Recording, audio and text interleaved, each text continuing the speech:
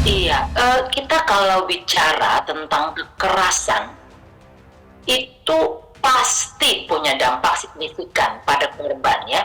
Kekerasan yang dialami oleh seseorang itu bisa bersifat verbal, kata, fisik, sosial, emosional, dan sebagainya. Tidak pernah ada korban kekerasan yang tidak apa-apa, tidak pernah ada. Jadi sebenarnya apapun yang melandasi sebuah perilaku kekerasan itu akan memberikan dampak atau akibat jauh lebih besar kepada korban. Nah, apa yang akan terjadi pada korban sangat relatif memang. Tergantung mentalitas si korbannya, tergantung juga bagaimana support system yang mendukung korban, dan juga bagaimana pelajaran atau pengalaman yang dimiliki korban dalam menyelesaikan peristiwa-peristiwa atau beban-beban emosi sudah dialami. Jadi memang itu tidak bisa dipastikan 100%. Kalau sudah mengalami peristiwa kekerasan dalam bentuk apapun, harus bertemu dengan profesional. Melakukan mental check up agar tahu apa yang dialami dan dampak apa yang sudah terjadi pada dirinya. Karena kalau ini dianggap nanti juga hilang misalnya ya, atau dianggap saya bisa menyelesaikan. Nah, khawatirnya beban itu tersimpan sebagai residu.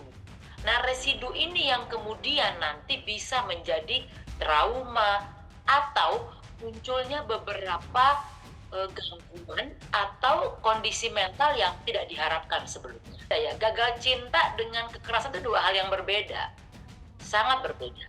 Gagal cinta ya buat itu hal yang sangat lumrah. Itu sebuah peristiwa hidup yang biasa gitu. Namun kalau kekerasan itu bukan hal biasa. Kekerasan tidak boleh terjadi, tidak boleh ditoleransi. Nah, kalau gagal cinta ya biasa, itu bisa terjadi dan tidak apa-apa terjadi pada diri seseorang.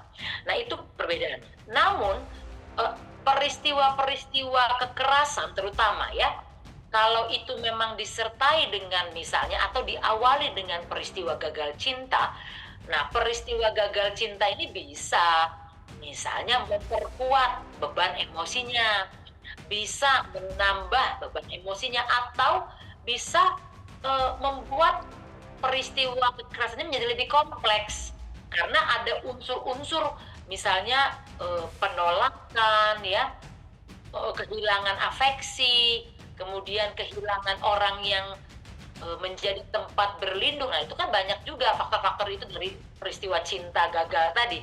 Nah, ini mungkin bisa memperkeruh gangguan mental atau kondisi mental si korbannya. Nah, itu kira-kira. Awalnya itu dari media. Media ngubung aku kan, karena pada waktu itu kan aku lagi di luar negeri. Aku bilang aku nggak tahu. Dan aku lihat berita kan, cuman kaget aja kok bisa sorry ya, Iya, nggak apa-apa Kak. suaminya Dewi tiba-tiba sudah pakai baju pink gitu. Kalau Paku Buwono kan orang kan ya punya image sendiri ya, maksudnya emang di sana mahal. Karena kan memang fasilitasnya juga seperti Hotel Bintang 5 kan ya, juga untuk masuk ke situ kan juga nggak mudah gitu kan ya. Harus beberapa pemeriksaan gitu, mulai dari awal satpam gitu kan ya. Jadi memang private. Nah, kalau harga sih relatif, ya kan, harga relatif, tergantung luasnya dan tergantung tingginya atau itulah, itu pokoknya. Kalau kolam renang, lobby, semua fasilitas kan memang digunakan untuk semuanya penghuni aja ya yang memang berpenghuni dan mempunyai akses gitu.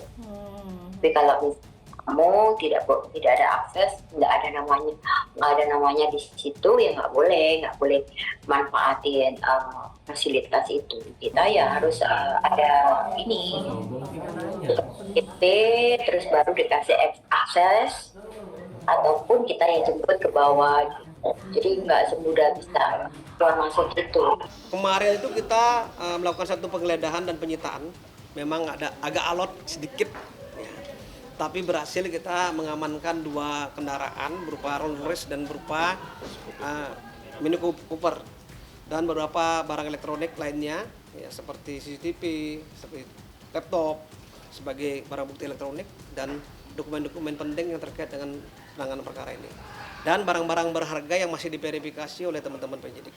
Dan kita akan terus melakukan upaya-upaya penggeledahan di tempat lain, ya, tentunya di kediaman yang bersangkutan, ya, termasuk di dalam dan di luar negeri. Jadi pada kemarin itu Idul Fitri hari kedua, Ivan Gunawan itu mengadakan halal bihalal di rumahnya.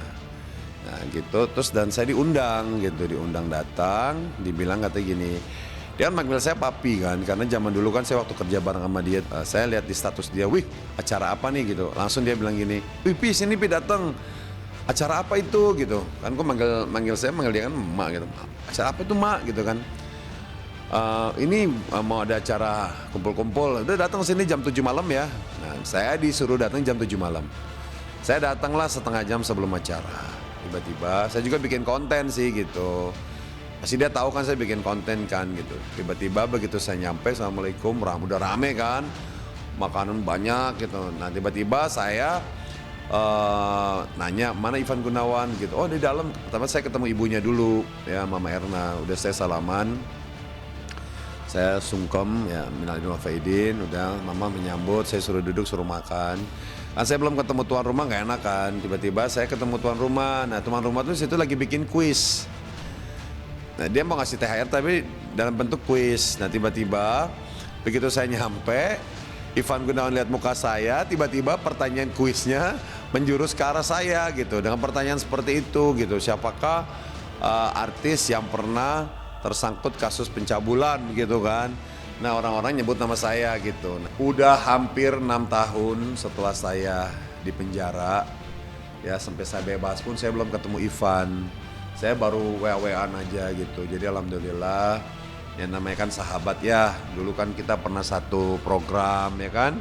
Kita hampir 2 program loh bersama. Tiba-tiba momen yang pas kapan ya kita bisa ketemu. Nah tiba-tiba pas halal bihalal dia ngundang saya datang, saya berterima kasih. Tiba-tiba ya itu saya datang disambut dengan kuis seperti itu gitu. Saya kan belum salaman juga gitu kan. Makanya saya sempat bilang begini, wah saya dapat uang tapi saya dengan pertanyaan yang mengecewakan, saya bilang gitu. Saya kecewa sih sebenarnya gitu. Cuma sekali lagi kan dia sahabat saya. Nah kebetulan Ivan Gunawan seperti itu ya, saya bilang sama dia gitu. Nah tujuan saya ngomong seperti itu pun saya membalas itu dalam bentuk klarifikasi.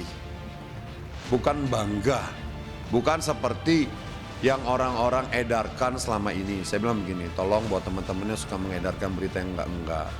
Kalian itu lebih baik bertanya langsung ke sumbernya. Jangan mengikuti persepsi sendiri. Tidak boleh, akhirnya nanti kan jadinya fitnah gitu kan. Ada orang wah saya perlu bangga banget dengan perilakunya, dengan kelakuan. Siapa yang bangga dengan hal seperti itu? Malah saya berharap tidak usah dibahas lagi gitu loh. Hal seperti itu bukan apa-apa, kasihan korbannya gitu. Nah saya kan nggak kepikiran kalau ternyata kejadian kemarin itu ada yang memviralkan gitu loh, ada yang memblash ya, ada yang ibaratnya ya membroadcast ya, meng-up ya gitu. Karena memang di situ kan dia banyak konten kreator, yang pada duduk di situ banyak konten kreator gitu.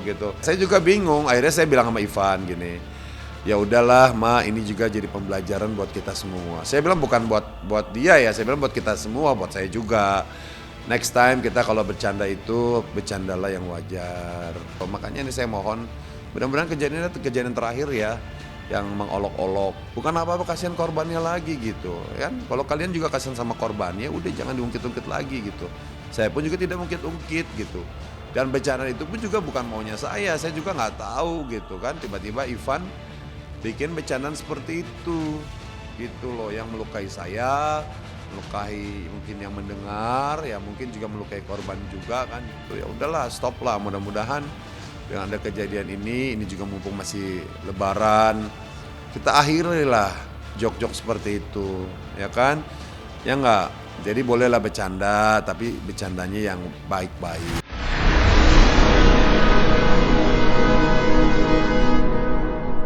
Jadi jangan lupa untuk subscribe Cumi Cumi. Ditekan ya tombol lonceng merahnya.